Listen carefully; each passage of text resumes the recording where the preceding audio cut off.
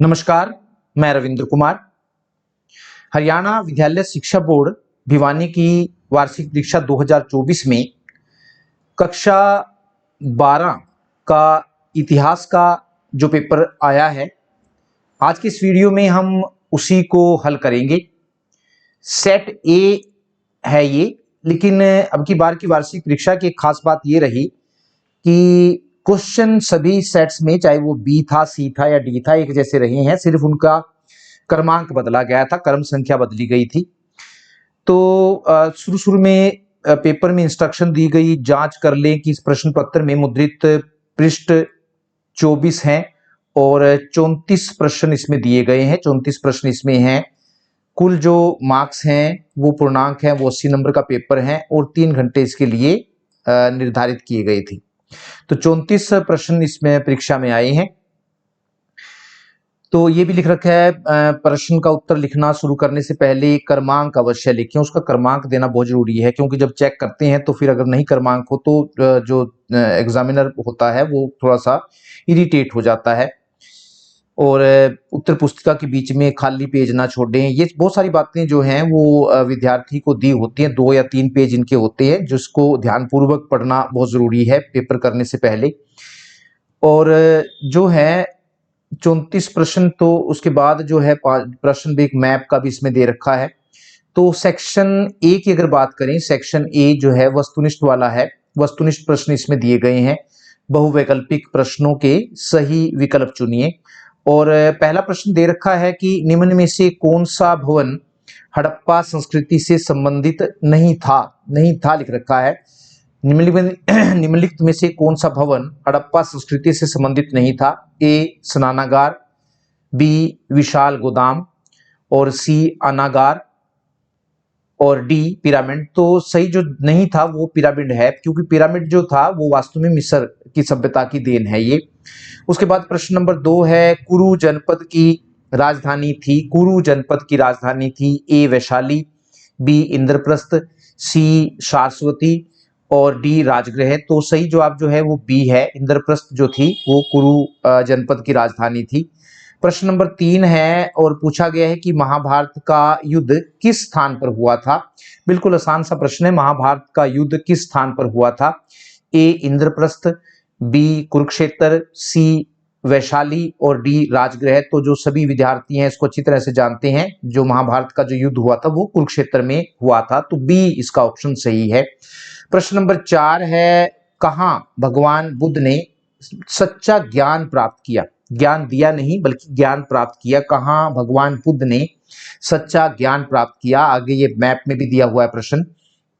तो लुम्बिनी जो जगह थी वहां पर महात्मा बुद्ध जी का जन्म हुआ था, लुम्बिनी।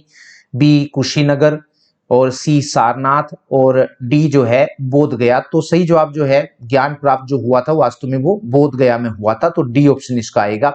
प्रश्न नंबर 5 है, कबीर के गुरु कौन थे? 5वें प्रश्न पे पूछा गया कबीर के गुरु कौन थे। ए पर दे रखा है संत रैदास, बी पर बाबा फरीद, सी रामानंद जी और डी पर संत नामदेव। तो सही जवाब जो है वो कबीर के जो गुरु थे वास्तव में वो रामानंद जी थे।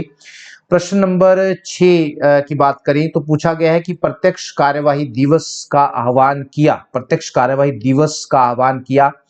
ए पर हिंदू महासभा ने, बी पर कांग्रेस ने, सी पर अकाली दल ने और डी पर मुस्लिम लीग ने। तो वास्तव में प्रत्यक्ष कार्यवाही जो दिवस था वो मुस्लिम लीग ने उसका आह्वान किया था। प्रश्न नंबर 7 है, हरिजन नामक अखबार निकाला। हरिजन जो था वो वास्तव में एक अखबार का नाम था। तो हरिजन नामक अखबार निकाला। ए पर जवाहरलाल नेहरू महात्मा गांधी ने, सी पर मोहम्मद अली जिन्ना ने और डी पर डॉक्टर अंबेडकर ने। तो सही जवाब जो था वो महात्मा गांधी का अखबार था ये हरिजन, और इसलिए इसका सही जवाब बी आएगा, महात्मा गांधी जी ने। उसके बाद प्रश्न नंबर 8 है और उसमें पूछ रखा है कि भारतीय संविधान का निम्नलिखित अभिलक्षण विश्व के लिए एक उदाहरण था। भारतीय संविधान का निम्नलिखित अभिलक्षण विश्व के लिए एक उदाहरण था। संप्रभु गणराज्य, बी पर पूर्ण वयस्क मताधिकार, सी पर लोकतंत्र और डी पर मौलिक अधिकार। तो सही जो है इसका संप्रभु गणराज्य, जो पूर्ण प्रभुसत्ता संपन्न गणराज्य जिसको हम कहते हैं, ये भारत के संविधान का एक जिसको हम कहते हैं विशिष्ट लक्षण है।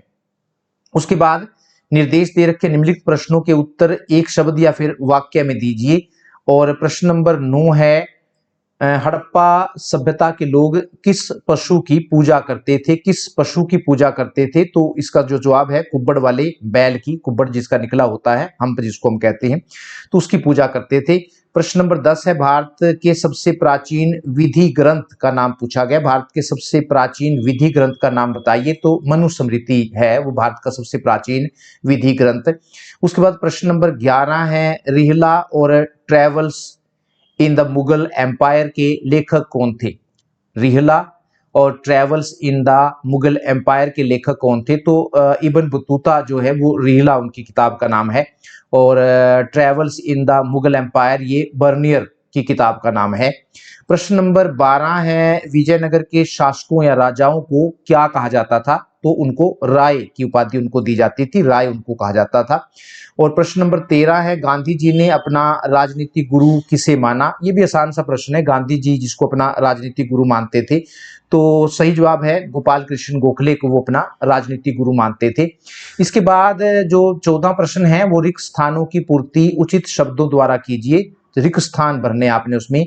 और प्रश्न नंबर 14 है पुरुष सूक्त में खालिस्तान वर्णों का उल्लेख मिलता है। पुरुष सूक्त में 4, तो 4 यहां पर आएगा, 4 वर्णों का उल्लेख मिलता है। प्रश्न नंबर 15 है पंच अणुव्रत का संबंध, पंच अणुव्रत का संबंध खालिस्तान धर्म से है, डैश धर्म से है।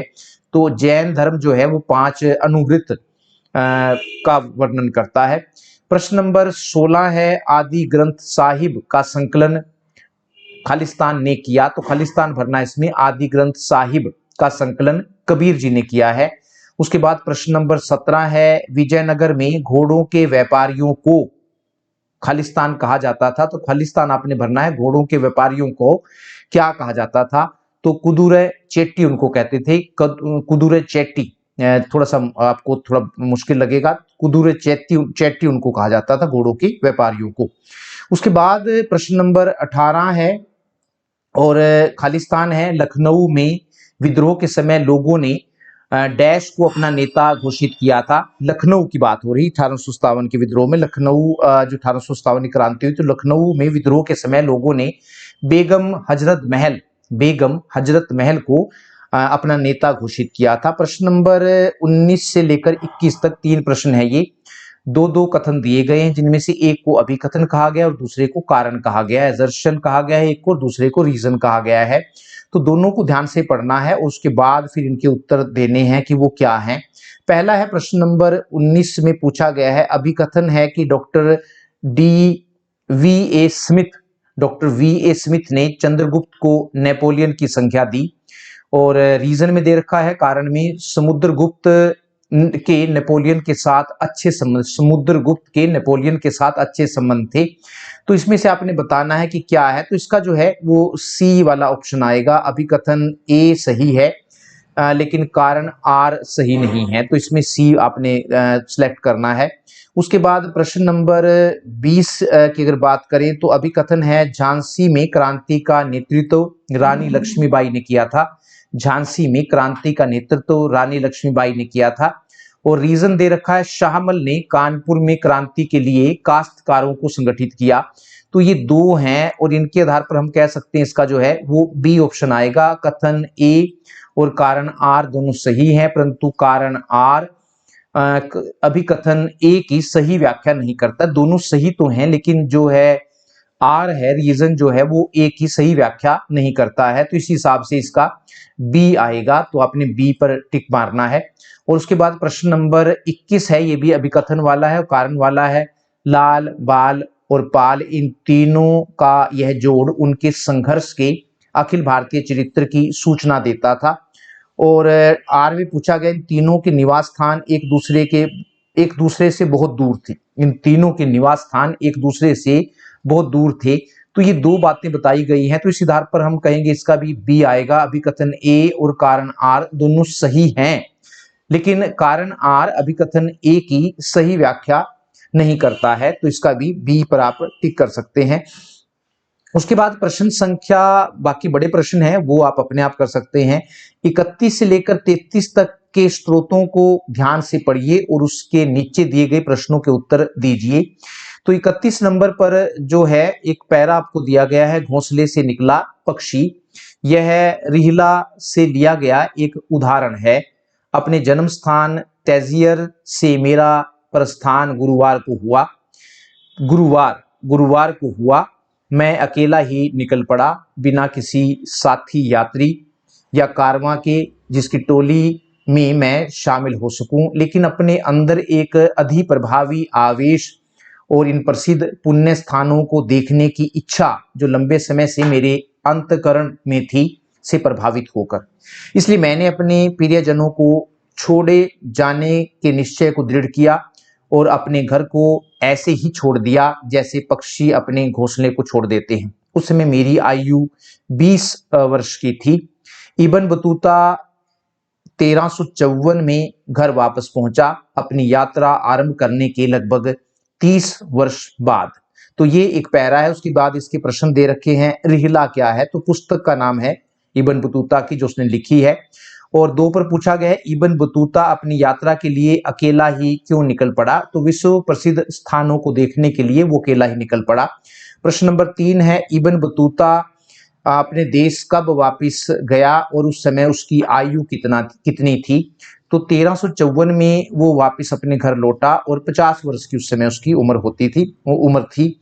इब्न बतूता का जन्म कहाँ पर हुआ था? ये चौथा प्रश्न पूछा गया है, इब्न बतूता का जन्म कहाँ पर? तो मोरक्को है वो जगह, तैजियर में उनका जन्म हुआ था। उसमें दे भी रखा है तैजियर, मोरक्को का रहने वाला था वो इब्न बतूता। उसके बाद प्रश्न नंबर 32 है और नगद या फिर जीन्स। तो इसमें आईने से यह एक और अनुच्छेद है, पढ़ते हैं इसको। अमील गुजार सिर्फ नगद देने की आदत न डाले बल्कि फसल भी देने के लिए तैयार रहें। यह बाद वाला तरीका कई तरह से काम में लाया जा सकता है। पहला, कनकूत।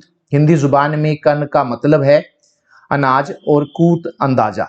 अगर कोई शक हो तो फसल को 3 अलग अलग पुलिंदों में काटना चाहिए, अच्छा, मध्यम और बदतर, और इस तरह शक दूर करना चाहिए। अक्सर अंदाज से किया गया जमीन का आंकलन भी पर्याप्त रूप से सही नतीजा देता है। दूसरा, बटाई, जिसे भावली भी कहते हैं। फसल काटकर जमा कर लेते हैं और फिर सभी पक्षों की मौजूदगी में व रजामंदी में बंटवारा करते हैं, लेकिन इसमें कई समझदार निरीक्षकों की जरूरत पड़ती है, वरना दुष्ट बुद्धि और मक्कार धोखेबाजी की नीयत रखते हैं। तीसरे, खेत बटाई, जब वे बीज बोने के बाद खेत बांट लेते हैं। चौथे, लौग बटाई, फसल काटने के बाद वे इसका ढेर बना लेते हैं और फिर उसे अपने में बांट लेते हैं और हर एक पक्ष अपना हिस्सा घर ले जाता है और उससे मुनाफा कमाता है। प्रश्न दे रखे हैं उसके बाद फसल को कौन से 3 पुलिंदों में काटना चाहिए? तो इसमें आप कह सकते हैं कनकूत, भावली और बटाई, ये 3 है, 3 पुलिंदों में इस तरह से काटा जाना चाहिए।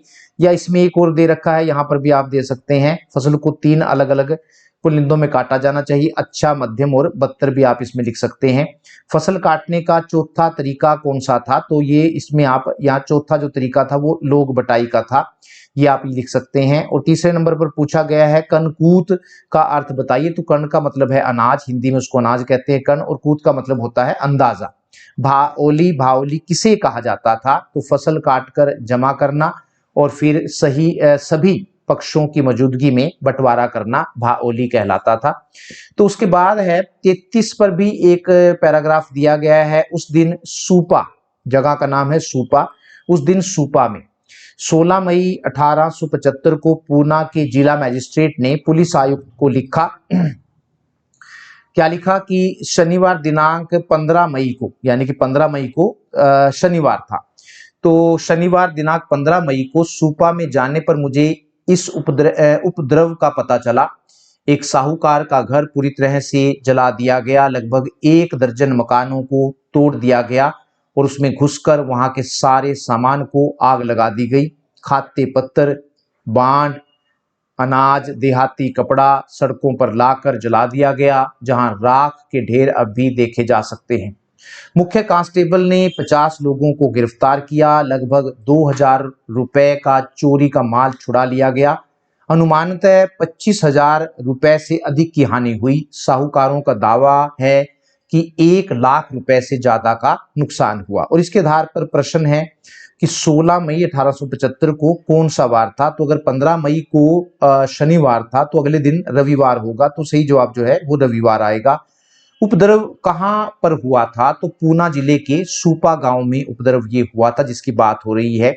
और तीसरा प्रश्न है, सड़कों पर क्या जलाया गया? खाते पत्तर, बांड और अनाज, देहाती कपड़ा जला दिया गया था। और चौथे पर पूछा गया है, उपद्रव के लिए कितने लोगों को गिरफ्तार किया गया? बिल्कुल आसान सा पैराग्राफ है, ऐसा उसमें उसके उत्तर भी दिए गए। 50 लोगों को गिरफ्तार किया गया था।